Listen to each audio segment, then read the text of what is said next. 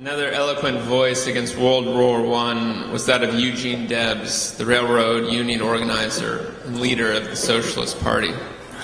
On June 18, 1918, he addressed a mass rally of workers in Ohio, knowing that his words could lead, as they did, to his arrest and imprisonment. His sentence of 10 years was upheld by unanimous Supreme Court decision. Here is the speech that led to his arrest. Sam Johnson declared that patriotism is the last refuge of the scoundrel. He must have had the Wall Street gentry in mind, or at least their prototypes. For in every age it has been the tyrant, the oppressor, and the exploiter who has wrapped himself in the cloak of patriotism, or religion, or both, to deceive and overawe the people. Every solitary one of these aristocratic conspirators and would-be murderers claims to be an arch-patriot. Every one of them insists that the war is being waged to make the world safe for democracy. What humbug! What rot! What false pretense!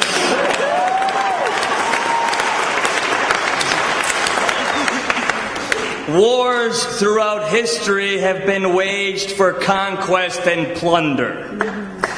In the Middle Ages, when the feudal lords concluded to enlarge their domains, to increase their power, their prestige, and their wealth, they declared war upon one another. But they themselves did not go to war, any more than the modern feudal lords, the barons of Wall Street, go to war.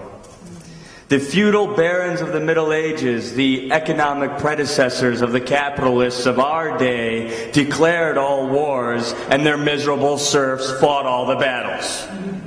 The poor, ignorant serfs had been taught to revere their masters, to believe that when their masters declared war upon one another, it was their patriotic duty to fall upon one another and to cut one another's throats for the profit and glory of the lords and barons who held them in contempt. And what is war in a nutshell? The master class has always declared the wars. The subject class has always fought the battles.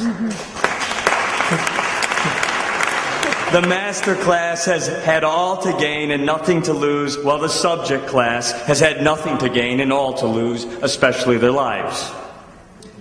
They have always taught and trained you to believe it to be your patriotic duty to go to war and to have yourselves slaughtered at their command. But in all the history of the world, you, the people, have never had a voice in declaring war. And strange as it certainly appears, no war by any nation in any age has ever been declared by the people.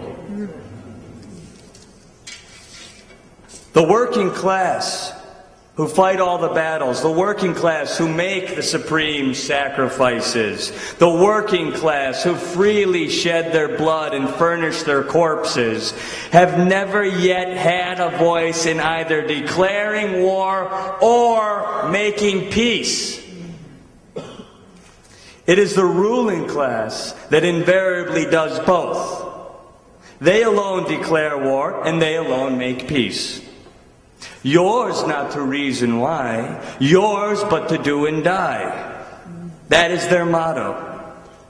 And we object on the part of the awakening workers of this nation. If war is right, let it be declared by the people.